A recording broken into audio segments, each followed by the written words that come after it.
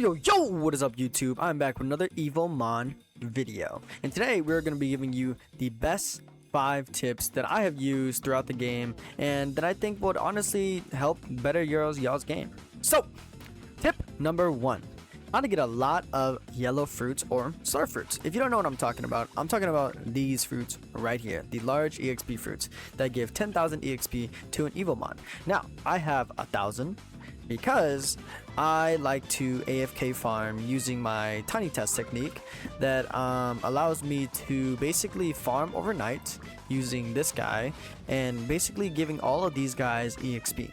So, what I like to do is grab a bunch of monsters that I don't really care about, and I basically level them up using a monster that I know can one-tap like certain monsters that I go against. Like example, in this world, I can one-tap these little snake guys using this guy, and because I am in such a high-leveled island, I am getting so much more EXP.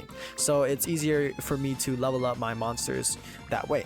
Now, the way to get all of the fruits that I have right now, I like to release my monsters.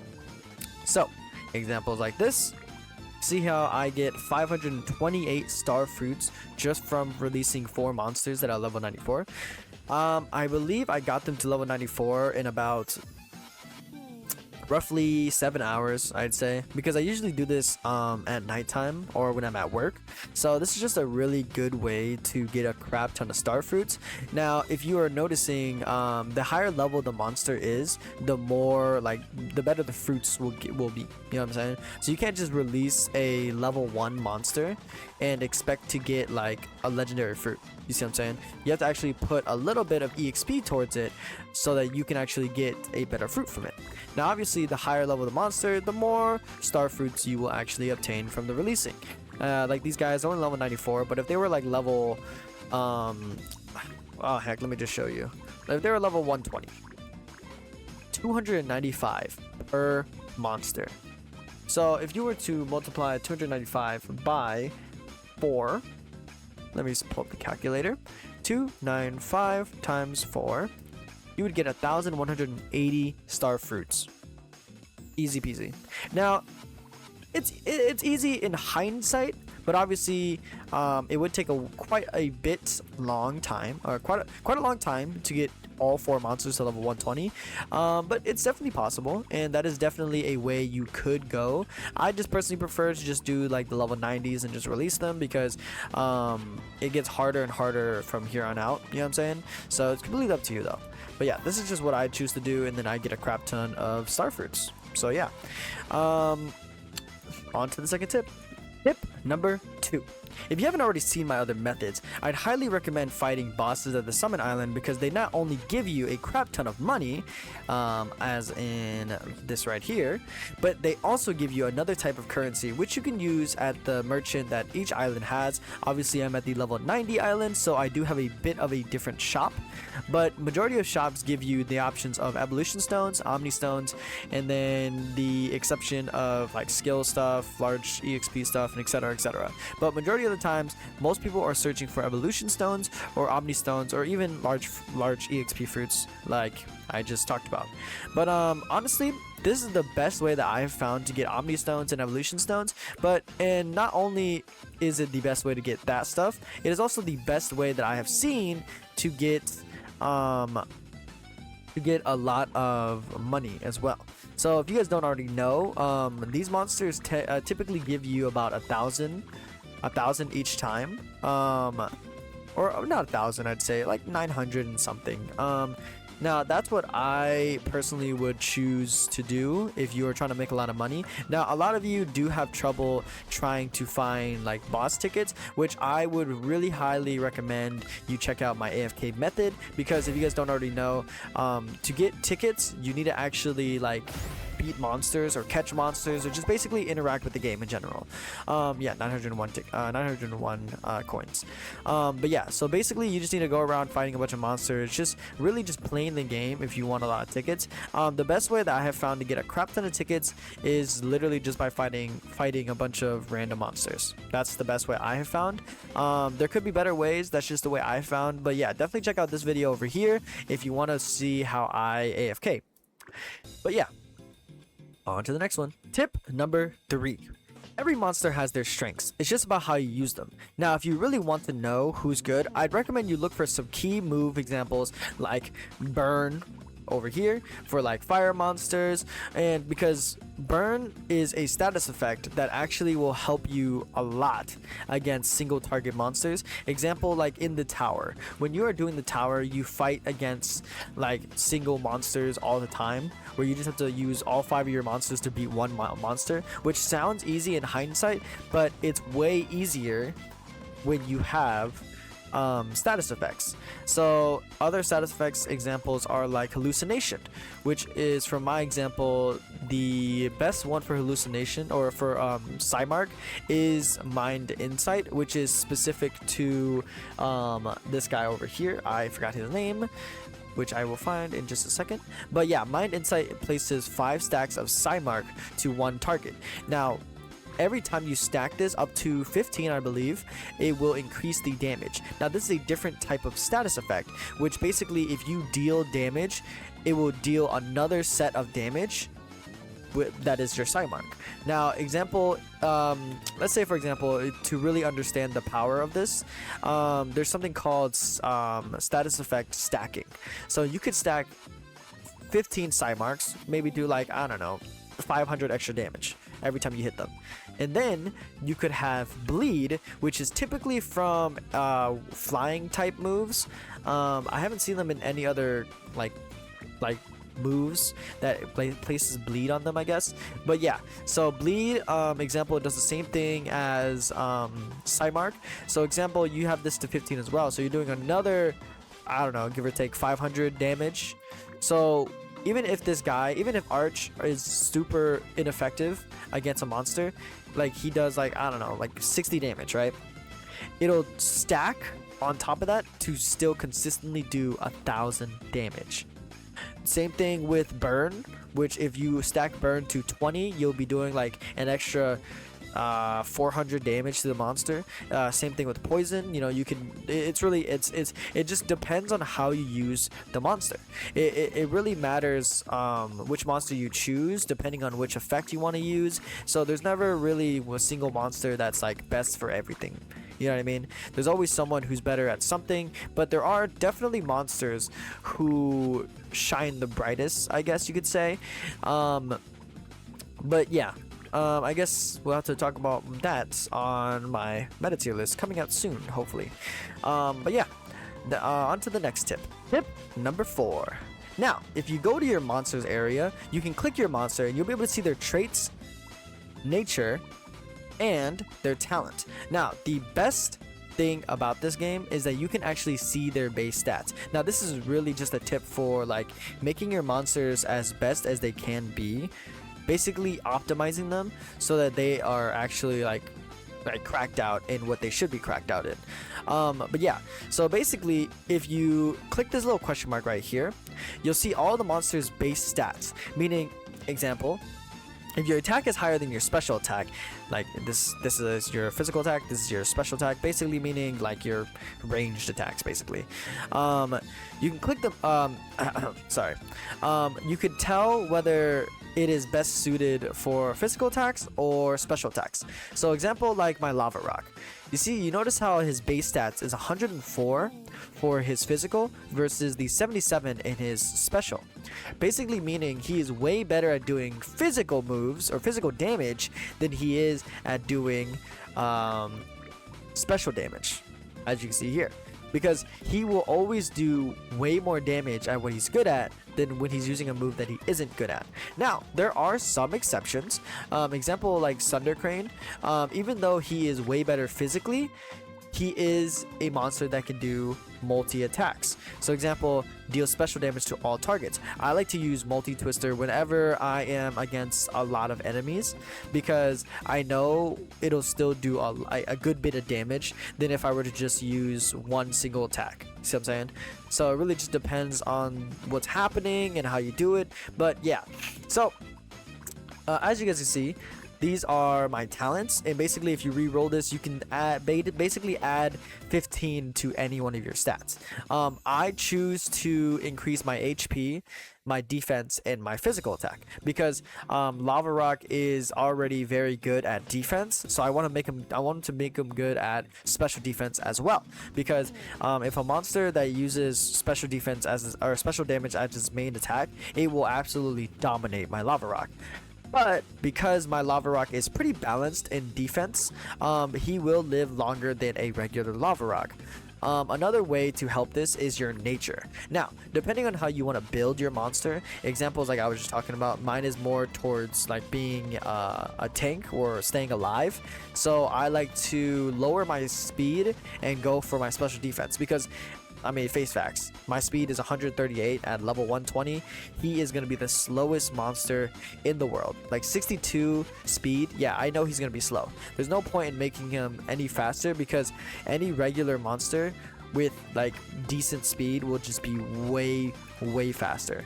See what I'm saying? Like, even though Fluffette isn't even evolved yet, it already has 67 speed. You know what I'm saying? So you gotta understand that Lava Rock was made to be slow, so you have to use him, and you have to use his own strengths and basically just improve on those. So a good way to look at this as well is the way I make my Lava Rock is, like I said, to be a tank. So that's where traits also come into play.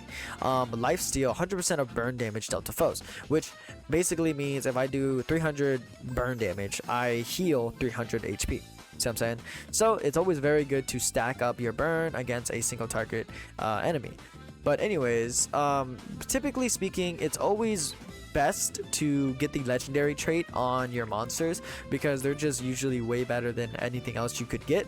But there are some exceptions with epics, because if you are obviously low in rerolls, epic traits are still very good. Tough Skin, I was using damage reduction by 12% for a while. I was using Vital Guard for a while because, you know, crit hits are very annoying. Sometimes I would be using my crit thing. Thorns, I had Thorns on for quite a while for my Lava Rock as well. But yeah, definitely the best way to go for at least Lava Rock is the legendary traits. Now, that can't be the same for every monster, but usually it is better to have the legendary trait than not have it. You know what I'm saying? Like, example, when inflicting poison also inflicts 1 additional stack. Kind of weak for a legendary trait. That's why I don't typically care if I get this or not.